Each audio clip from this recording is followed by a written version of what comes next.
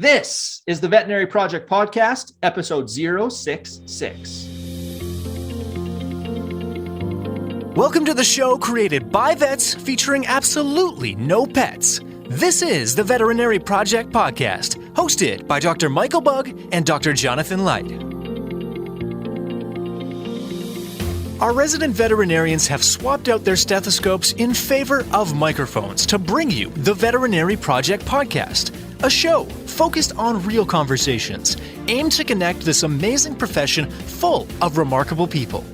Through the sharing of collective stories and wisdom, and connecting over the many unique challenges we face, we invite you to join our community of veterinary professionals leading intentional lives. And now, here are the hosts of the Veterinary Project Podcast, Dr. Michael Bugg and Dr. Jonathan Light. Hey, what's going on, everyone? Welcome back to another episode of the Veterinary Project Podcast. Dr. Michael Bugg, Dr. Jonathan Light. How are you doing today, Jonathan? You're not messing around. You're just getting right into it. Boom, boom. Thank you, ma'am. Boom. Straight to business. All business like here on the podcast. Well, that's basically a little bit of the theme of the day, is it not?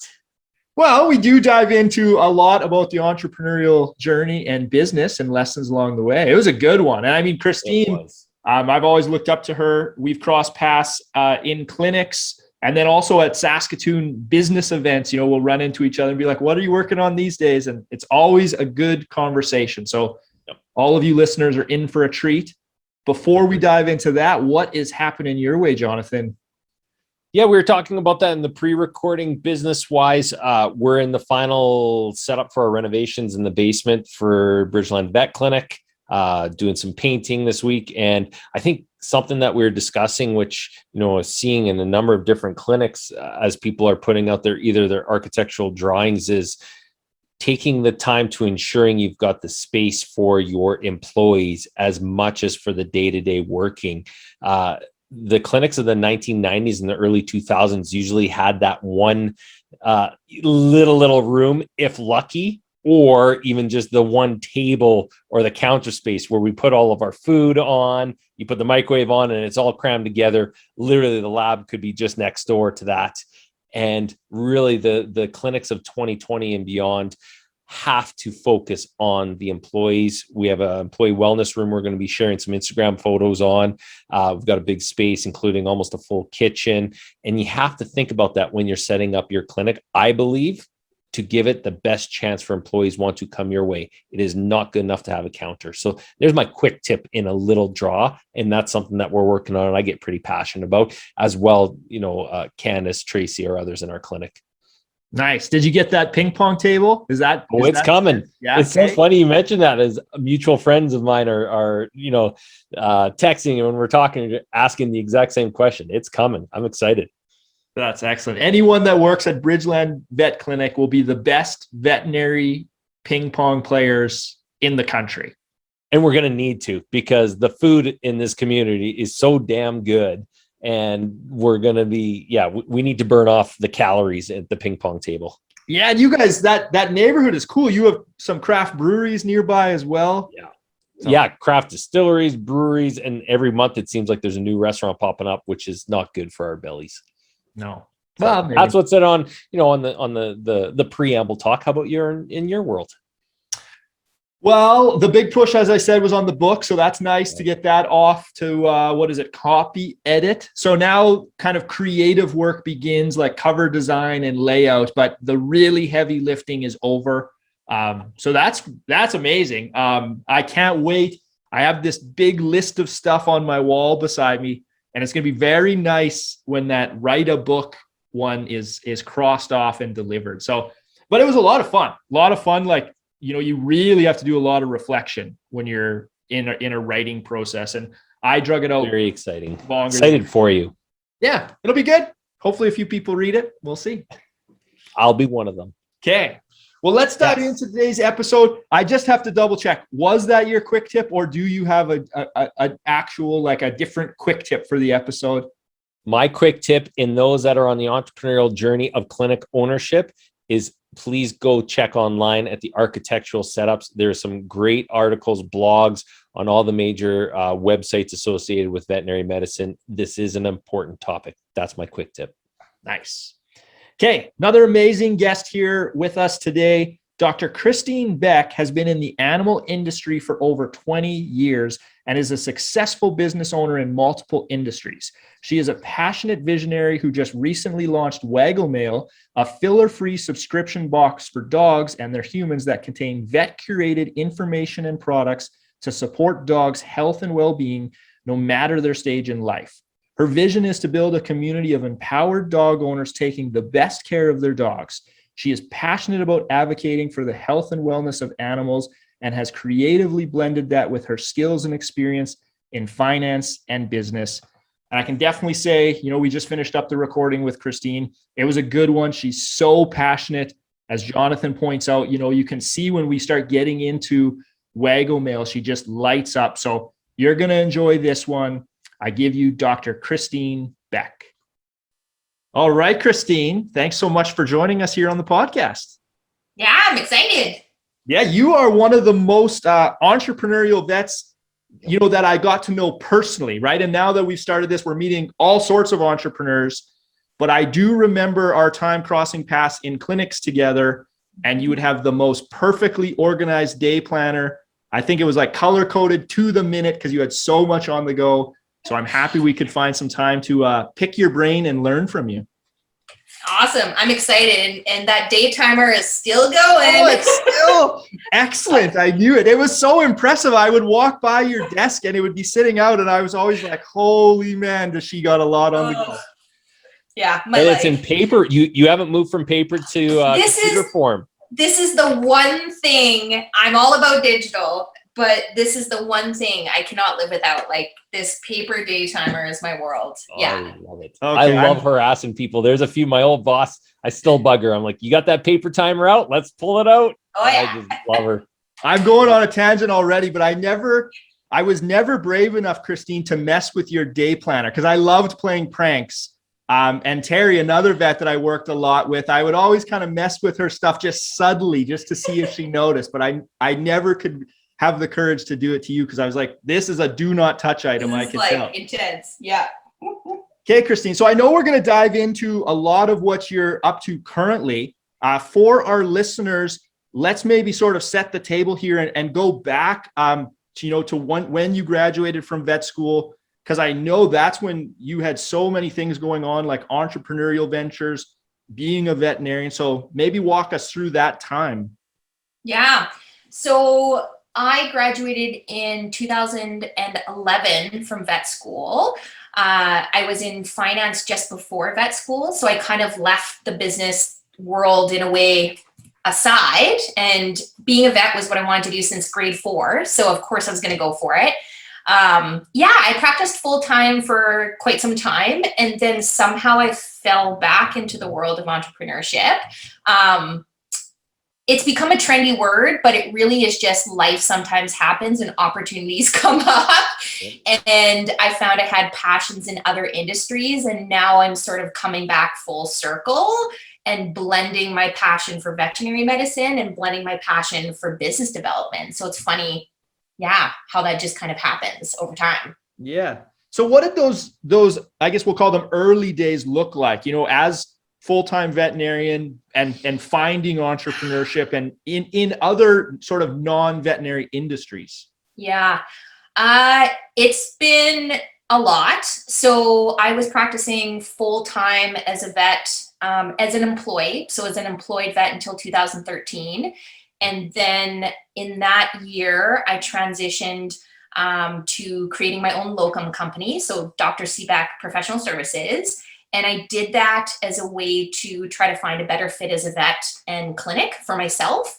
During that time, I had a family member, my brother, who was starting this business in the car world, and he needed help in the back end, like finance, where my skill sets lie, and he's very strong on sales marketing. So I somehow found myself in the car world in 2013 while still managing my full-time locum business.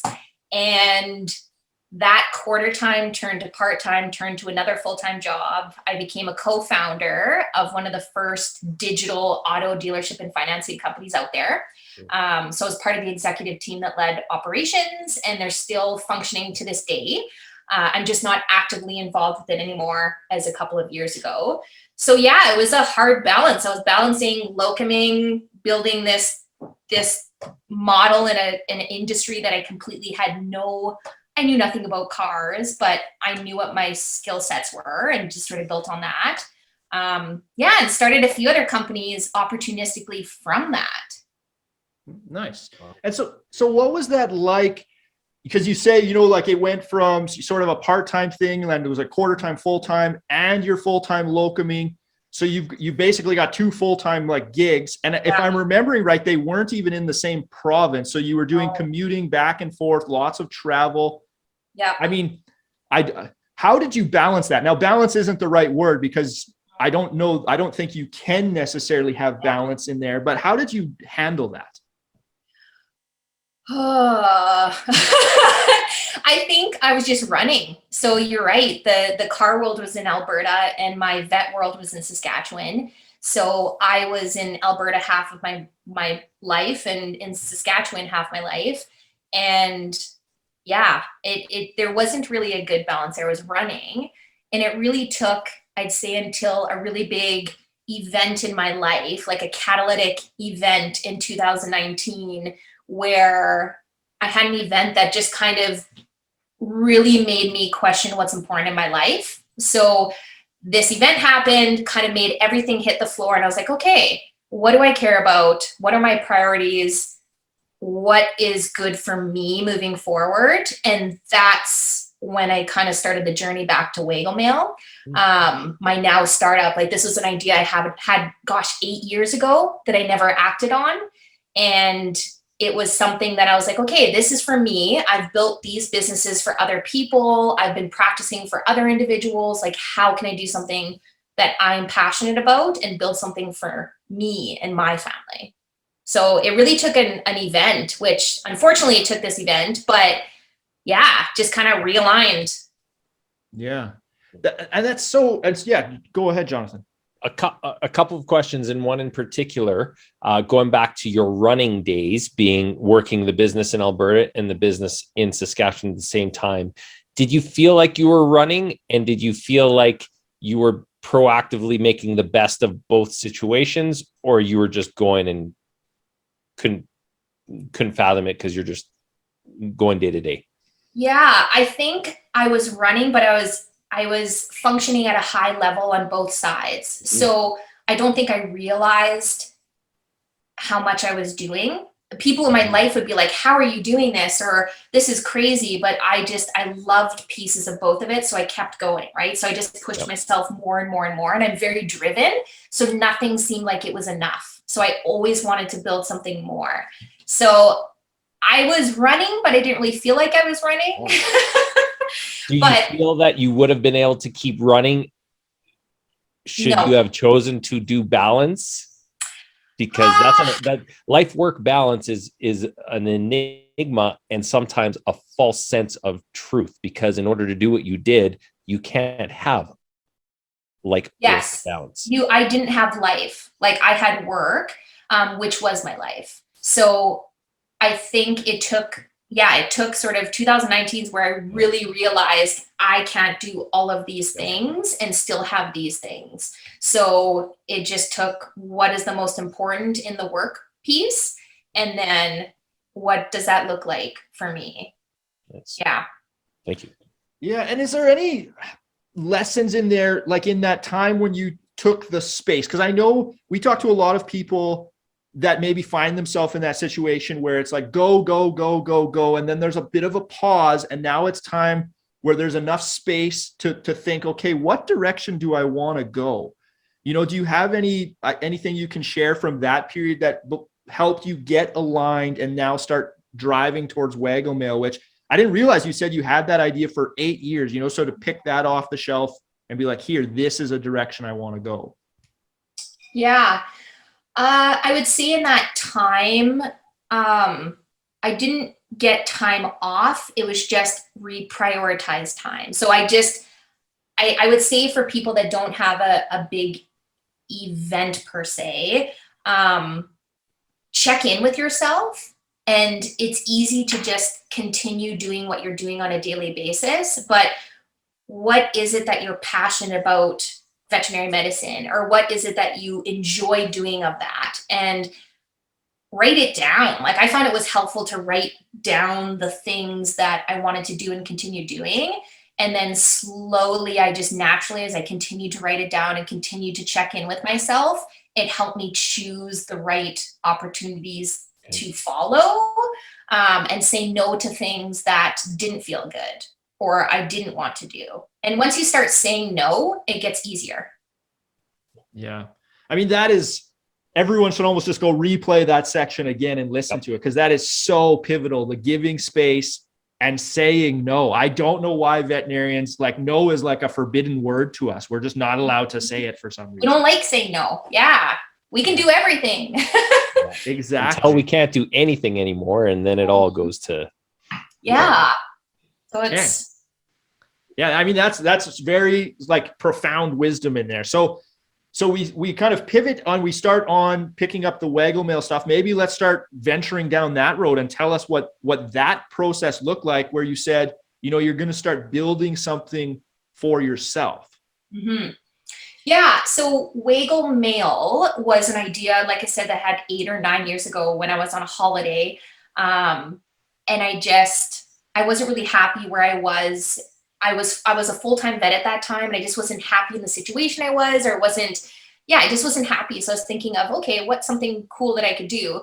Back then, there really wasn't very many subscription boxes. It was really just kind of an idea. Yeah. Since then, I would say I saw it just, again, those opportunities like dog ownership, pet ownership, like that's just continuing to grow. The digital landscape is changing. COVID's made that even more relevant. The pet industry as a whole is going through digital transformation, and our clientele is changing, and we have to figure out how to change with them. And I was so tired and frustrated, to be perfectly honest, at the amount of times animals would present to me for painful and expensive conditions or procedures that could have been prevented if they had the right information, accurate information, and quality products. So I was like, how can I get into that digital world over and above just who I see in a clinic, which is so limited, and be able to grab these people before they maybe go to Dr. Google or before they go to the pet stores? Like, how do I get my vet brain that I worked really hard to develop and get that into the hands of more dog owners and pet parents? So that's where it kind of stemmed, was I just saw the change in the digital landscape, and how do I get in there and create something that's of value and purpose? Cool. That's very interesting. So let's dive into the change piece, because I know when you and I were chatting previously, you talked about the shift in from pet owners to pet parents. Yes. Right. There's much more attachment there. Like pets are now members of the family. Yeah, absolutely. Yeah. Yeah. So what are you seeing, like, in your research in launching Waggle Mail, and then now, because I know you said, you're constantly learning and iterating here on the fly. So what are you seeing in those changes in what the customer is looking for? Yeah. And this is something that's important for clinics too. Like, I know this is, when I'm in clinic, I see this as well. So it's kind of interesting to see it on a grander scale and then see it in practice. But definitely the transition is going, I mean, it's gone from dog owners to pet parents, right? And there's these trends of humanization and customization and personalization and premiumization. Like, they expect the best for their dog because their dog is truly like a family member. And they are going to put those expectations on you as a veterinarian. But it's hard to relay, which I struggle with my business as well, our value proposition in the language that they understand, because this is their family member, but they might not understand the cost of healthcare, or they might not understand why you want to do this blood work. But you need to figure out a way to communicate that in their language in a way that resonates with them. And we're still working on this, but it's going away from vague, like, hey, we need to do this blood work to see if we can get Molly on some joint medications, to, hey, I want to do this blood work because I think I could really help improve Molly's joints so you can go on longer hikes on the weekend with her. Or like, it's like reinstilling more detailed bonds. Like bringing it into their world, like so they can relate to it. You know, they hike with their dog, and that's what you can help them with, is the hiking and the comfort of their pet. Yes, it's how are you impacting their bond and their relationship, because we don't have the us to the animal, we have the us to the human to the animal. So how do we communicate our value to the human in order to get to the animal? And there has to be that visceral experience in order to get there, right? And that's, even harder for me to do with my product because I'm not in front of people and I don't have that personal connection. So I'm trying to sell this valuable information and products. It's a harder sell. So it's figuring out how to communicate that. And that's relevant in clinic too, as our clientele changes and ages. If I may step in for a moment here and try and discern a little more what you're feeling. And it's interesting, Mike, because this is exactly what we were discussing with Dr. Jim Clark in our last episode around how we connect with a pet client on a totally different level than what we would have done previously. And in my previous role, it was perceived as all vet centric, and we were making the conversion over to client centric, meaning the veterinarian's no longer the center of attention. It is the client that's the center of attention, and how do we communicate it over? Really interesting follow-up question is, you said it yourself, you're in essence the third party coming in now with Waggle Mail. How do you go about attaching emotional relevance or visceral feeling to gain that connection? How are you doing that in your market? Because that's a hard sell. Yeah, it's slow. It's slower, right? Like I have the additional challenge of just, I'm a brand new product that's competing in a industry that there's nothing like this, right? So there's no comparable. So the industry standards of dog boxes are just treats and toys, and they're $40 to $70 a month, and that's it, right? And I'm trying to sell a very curated product that's purposely based on your age, breed, and needs. Like we use over 8 different attributes to select things. So they don't really care. Well, they care about that, but to communicate that to them, we've been using a lot of, as we've been building our customer base, using user-generated content. So our users speaking on behalf and showing with pictures and videos like, this really is like what they say it is. So using kind of my happy customers to help share that story. And as well, I'm using my vet brain in a creative way. Like I've been writing blogs on topics that they care about. So I do 2 a month. I've got a Waggle Mail newsletter that goes out. So they're getting to know me as the expert behind the brand. So they are beginning to trust me more. And then that just slowly spreads. So it's kind of providing good content, backing it up with good products, backing up with good customer service, and personalizing it, because that is, that's what they want. So there's no easy, I wish I could give you an ABC. Like we work on it weekly. Like we try something and take a disciplined approach. And in going digital, you're able to do that. You can do some A/B tests and see what the exactly. So if something's working, you can dial that up a bit if something isn't, but it takes data, and data takes time, and data takes money. So it takes a while. So it takes a while to build that. So we're still learning, but it's just trying to be genuine with our message and our branding and make sure what we put out is top notch, and everything's written and approved by me. So it is truly vet authored, anything that goes out, including our socials. So it is truly quality information. Who makes up the team of Waggle Mail? I have an amazing team. I light up when I talk about them, but to date, I've kind of pulled together a group of contractors and advisors. So I call him my right-hand man, tech wizard. So he's locally here in Saskatoon with me. So he's my right hand, everything digital and design. And then I have an outbound content marketer. She's amazing with long form, like blogs and helping generate those messages. She makes me sound good. So I write the vetty stuff, and then she, like these booklets, I write what I want to talk about, and then she makes me sound good and something people want to read. Awesome. And yeah, I've got a social media manager.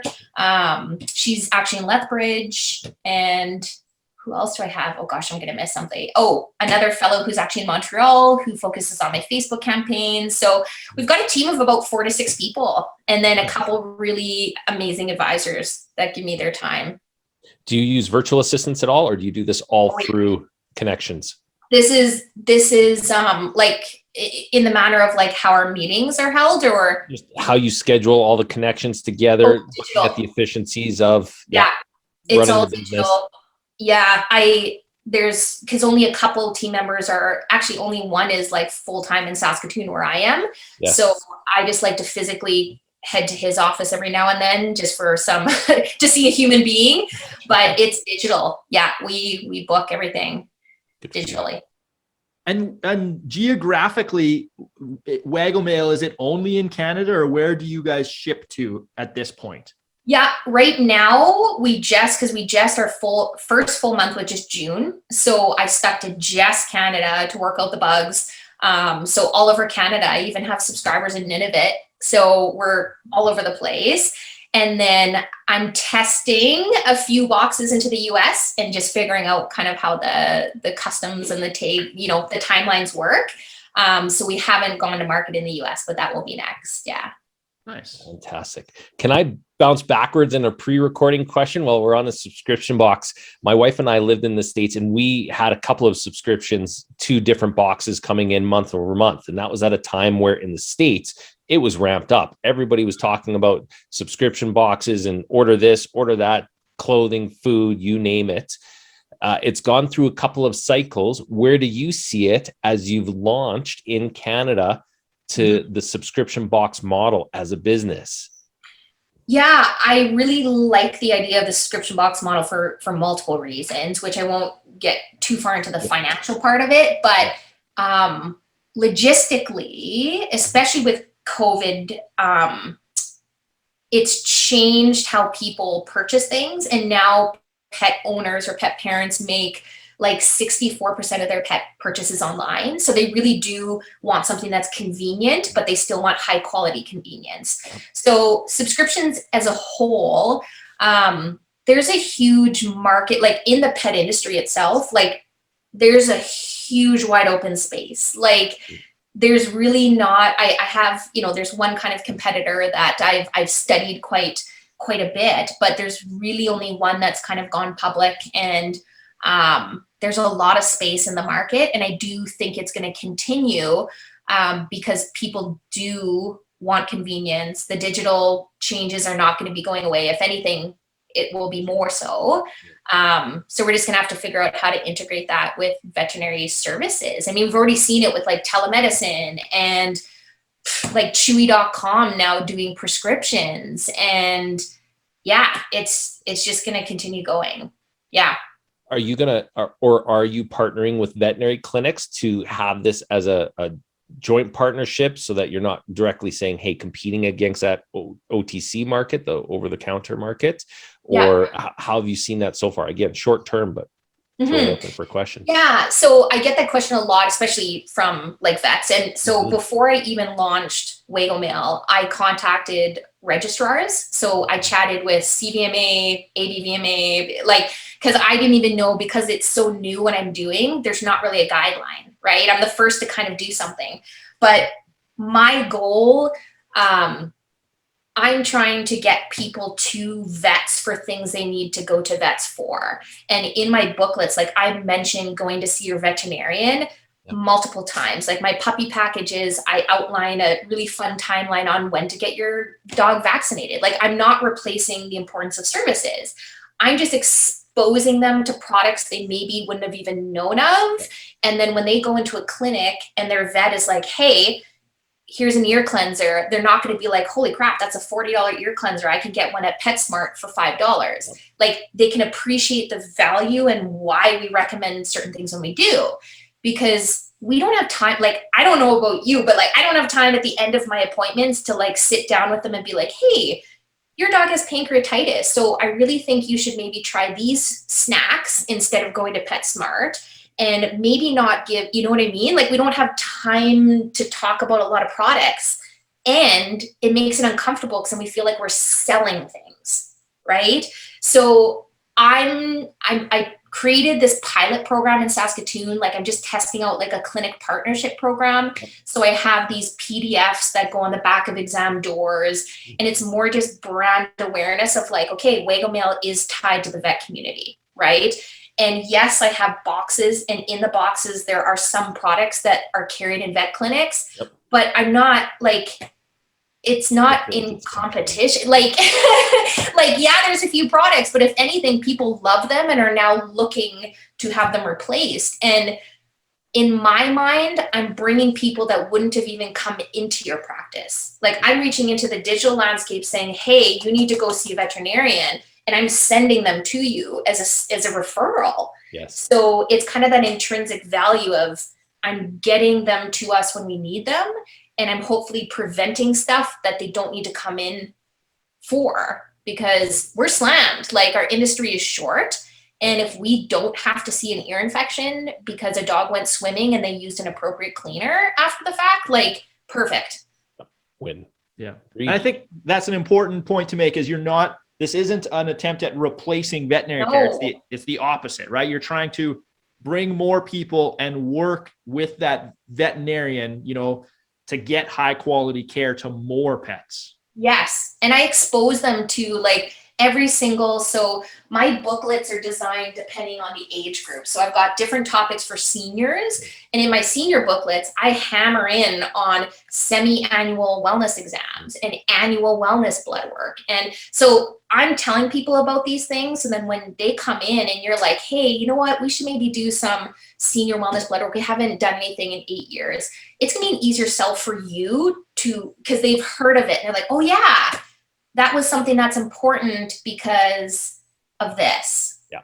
Like it. So I'm trying to promote, yes, I have products in my box, but it's more than that. It's just, it's a hard sell for me to clinics too, because it's like, why should I bother having your PDF or these discount cards I have that I give only to clinics? So only clinics get these, where there's like 50% off their first box, which only clinics can give to their clients, because we don't discount stuff.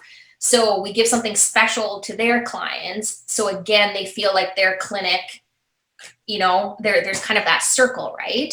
So yeah, we're not replacing services. We're just exposing and referring and hopefully creating additional value.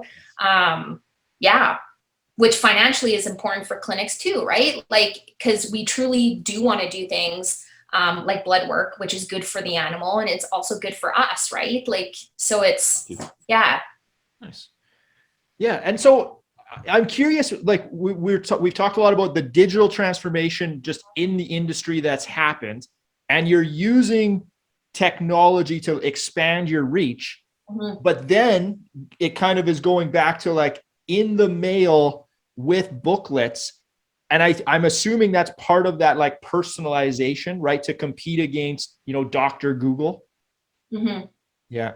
It still seems kind of weird, like archaic, but people need to viscerally feel something.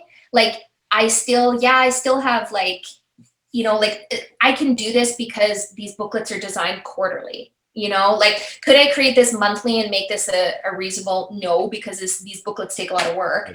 But yes, it's a physical product, but people still want that. And people need that connection with their dog. Like they get excited about opening it up and taking out a bag of treats or sharing or having that bonding moment. And that's why we have animals, right? Like, still, bottom line, we have dogs because we love them and we have fun with them and they add to our life. So you still need that physical, interaction. Yeah. It can't all be digital. That would be boring. Yeah. Well, I totally agree. And I know some episode we talked about like the difference between email and a handwritten thank you card, and they just feel completely different. Yeah. And like we have personalized, like we are very personalized. Like we take into account birthdays, and like there's things, you know, I don't want to blow everything that's in the box, but it is truly, when you get it, you feel like, wow, this is for me. This is for my dog. And it's part of that experience. And that's why we've had such a great retention as well. It's hard to sort of sell, but once you're in, it's like, wow, okay, I see the value of this. Oh, go ahead, Jonathan. Or did you have something there? I was just wondering, going back to your balance, and that you can see that you have just lit up over the last 10 minutes. For anybody that's not watching the YouTube, you can see it, you can hear it. Where does this fit now into you being a clinical veterinarian? Do you feel that people look at you differently, or do you feel that you look at yourself differently in bringing these two great loves together, being clinical veterinarian as well as an entrepreneur at this point? Yeah, I think like we're small enough that I'm still communicating with almost every subscriber, and the passion comes through because I really am passionate about what I'm doing and why. Like the great thing is it's a great business model and it's value-based. Like it's really great for both sides. And I think my clientele are getting to know me more, and that's a selling point. And then in practice, like I'm now very part-time because this has taken over my life, but people don't know who I am. But I think it's also because I'm a locum and I'm very careful. Like I bounce around from clinics, so no one really knows where I'm going to be and when. So I think, yeah, maybe as this gets a little bit more popular, but I find I'm better at communicating in practice with my clientele as well. Like it's bringing in sort of a more personalized approach to my method. Yeah. It's interesting how these things go, because it's almost like themes emerge.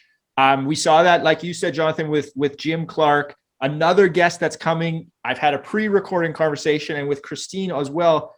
It's like personalization, like reinvigorates passion, right? And as veterinarians, we can maybe go too far towards efficiency and numbers and like just get the cases done. Yes. And when you stop and personalize it, it's like, wait a minute, this is why we got in this industry to begin with. Correct. Yeah. And I think you said that perfectly, Christine, to your communication methods of Dr. Jim Clark said the same. You're more focused, you're in tune, and you recognize that. And that also means that you can't be all things to all people, which means you're probably stronger in that area and have said, this is the area I'm going to focus. And that's completely all right. Yeah. I know I was speaking with some students last week, and they're very anxious in terms of what that's going to look like year one, that feeling they have to know everything post, being in the golden towers of school, and it's just not reality. Yeah. So it's nice to see your evolution over time. And I think it's exemplary. Yeah, it's hard. And it's interesting. Some of my biggest, we're just dabbling in different programs like influencer programs, right? And one of my top influencers who I'm testing, because this is new to me, is a vet student in PEI. And she just came across and was like, wow, I love what you're doing. So now it's like, we have a bit of, she helps me with the box and I mentor her as a new student, right? So it's kind of these unique where it's like, you will not know anything. Like I still don't know anything. I like every day I'm like, okay, but it's okay to realize you don't know everything. And that's kind of the biggest moment that makes it less anxious, is like, okay, I don't know this because I don't know this. And even 5 years from now, I wouldn't know this. So just ask someone and don't pretend to know everything, because you won't. Completely. Still don't. And yet in mentoring that student, which you probably didn't think you'd be mentoring her, you then recognize, oh, I actually know a lot more than I thought I did. And I'm helping her in a whole different area. And this conversation / relationship is going in a whole different direction. Yeah. And that's so invigorating from a career standpoint. Yeah, absolutely. Because I look at how much my advisors bring to me. Yes. And gosh, they're in complete different industries. Like the one, Scott, he's the founder of Keto Crate. So he's like an industry expert. He's in the subscription box world, but for keto diet. So total different background. but he's in the industry. And then my other big mentor is a tech guru. Like he started the company that led to the largest tech exit in Saskatchewan. Like he knows doing that stuff, but he brings such, different dynamics. So I think ultimately everybody has different skill sets. And when you find your skill sets aligning with your passion, it's pretty cool what you can do and who you can impact and how. And it makes life better. Like your days feel better. Yeah. I think how often, sorry, go ahead, Mike. No, you go ahead. Go ahead.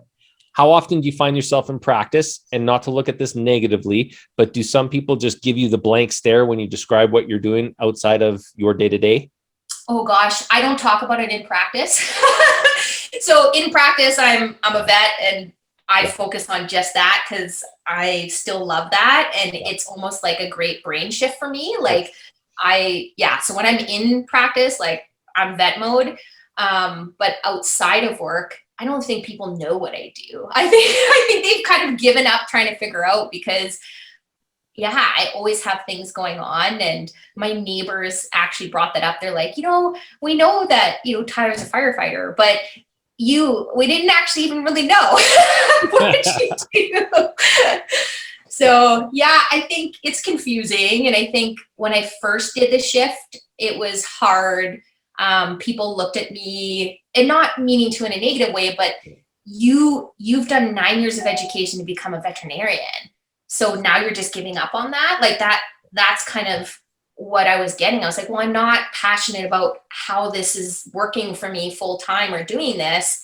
So I almost left the industry completely, which I know a lot of vets ponder doing. I think a recent webinar that I listened like 2 months ago, and I think these were US stats, but 50% of vets consider leaving the industry completely. And I was one of those, right? So it doesn't have to be just this one thing. I didn't even know that locuming was a thing. I didn't even know like Waggle Mail is a brand new creation. Like what other creations are there that people can bring to the industry? Yeah. Well, you've said, I love how you said it. You're using your veterinary brain. So, you're still very much doing veterinary things, even if you're not physically in a clinic. Yeah, it's actually what I'm like, we don't have a name for it, but the database and technology piece that I'm building to help scale and customize these boxes. Right now, I call it the veterinary intelligence system. It's like the tech vet brain that I'm creating. To help with recommendations. Because obviously I cannot continue curating boxes. We get thousands to, it's not possible, but I'm creating a program that can help with that and that can support our industry in different ways. Like there's it isn't just the box. Like the box, Waggle Mail is kind of the data-centric core. And then there is multiple opportunities to branch off of that. Yeah. Love it. Yeah, that's fantastic. One last question here, Christine, before we move into the impact round.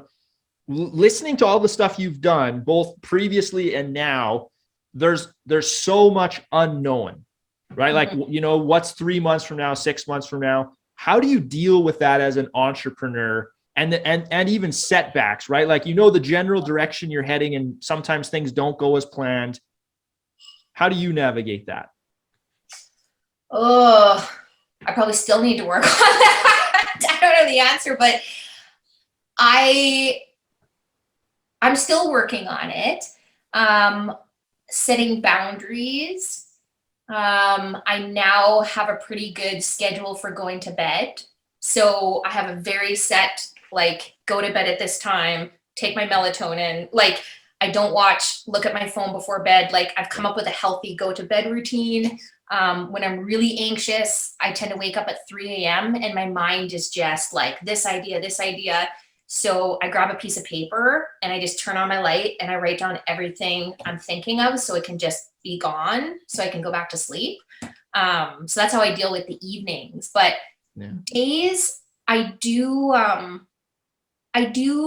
with my team, like we have weekly meetings. So we talk every Monday morning. We come with our weekly sprints, like the biggest things we need to accomplish in the week. And then I touch base on things on Friday. And then we do sort of monthly meetings. And then I think sort of ahead of like, what are my quarterly goals? And they're not going to be perfect. And honestly, I set them, especially with startups, like things change, but at least you have something, right? You got something. And if it changes, it changes. Just make sure there's a reason why it changes, like that it's led by data or it's led by reasoning versus just like snap decisions. Yeah. Because those are hard. So I do have a structure, but I'm flexible with it because things will change and that's okay. It's just, how you communicate those changes with your team so that you're all making the changes at the same time. Mm-hmm. Yeah, no, I think there's lots of good stuff in there. And the part about still working on it, I mean, that's for life. I haven't met an entrepreneur ever where you cross this magical line and okay, everything's all figured out now. It's always changing.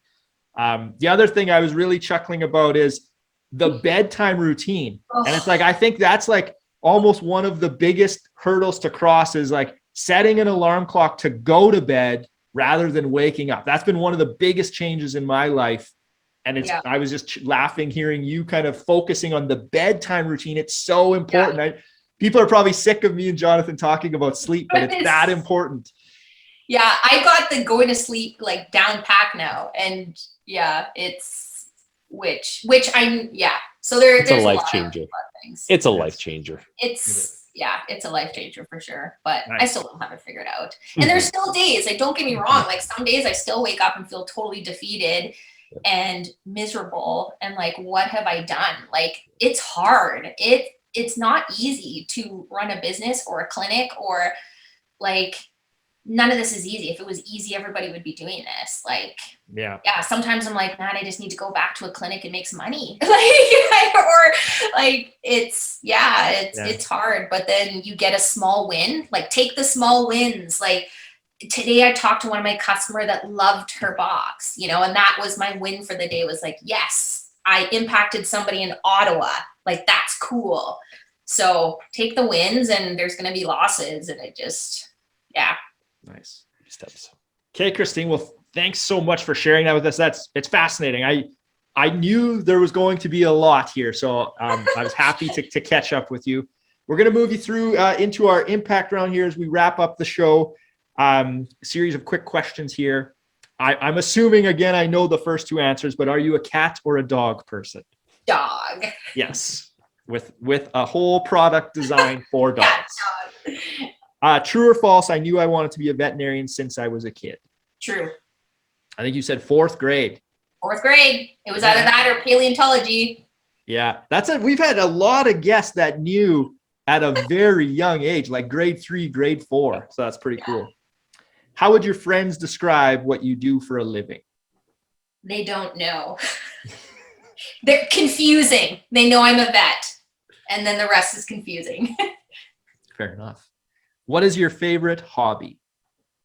Downhill skiing. Cool. And you live in Saskatchewan. I know. I was going to say that, but I just left it to Mike. I know. I grew up in Alberta and I was in Calgary before Saskatoon, but yes, downhill skiing. Still make it there. Nice. What in this world are you most grateful for? My family. Nice. Okay. Well, thank you so much, Christine. It was a pleasure having you on. I'm really happy I got a glimpse of that day planner as well. I'm happy to know it's still alive and kicking. If any of our guests want to follow along with your journey and get in touch with you, where can they do that? Yeah, so my direct email is great. I would love to hear of anybody, especially clinics who might want to partake in our clinic partnership program. So Christine, Chrisistine, at wagglemail.com. I know it's a mouthful. And a lot of clinics are forwarding their clientele to our socials because we put out, 2 to 3 blogs a month. So at Waggle Mail on Facebook, Instagram, and our website is wagglemail.com where you can sign up for the newsletter. So but I would love to hear from, I'm still chatting with veterinarians and how to kind of improve the integration of our program. Fantastic. Anything to add in, Jonathan? This was fantastic. Really enjoyed the discussion on both your background and then moving through clinic and now into Waggle Mail and the entrepreneurial journey, I think there are a lot of our listeners that are interested in learning more exactly what you're going through right now. And I think you're right on that journey in terms of speaking about the reality of it, but also the fun, the excitement, the career growth. And you can see it in both what you're doing and how you describe it. So thank you very much for sharing. Yeah, thanks for having me.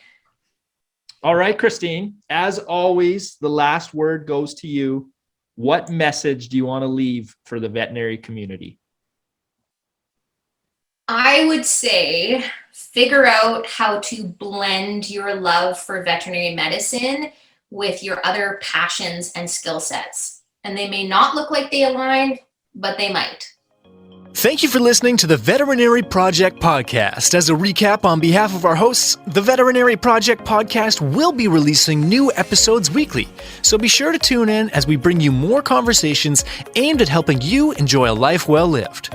If you enjoyed what you heard on the show and you want to stay in the know, please like, love, and or subscribe to the podcast on the listening platform of your choosing, as we're available on all the usual suspects. If you know of others that may benefit from these conversations, we'd love it if you please share the show with them, as this will help us grow our community to reach more and more veterinary professionals. Speaking of which, if you are a veterinary professional and would like to get connected with more like-minded individuals who are joining us on this journey, please send an email to the veterinaryprojectpodcast@gmail.com, and we'll invite you to be a part of our private Facebook group. General feedback, requests for information, or perhaps requests to be a guest on the show can also be sent to the veterinaryprojectpodcast@gmail.com. Dr. Michael Bugg and Dr. Jonathan Light, thank you for listening to the show, and we'll catch you again next week for another episode of the Veterinary Project Podcast. Bye for now.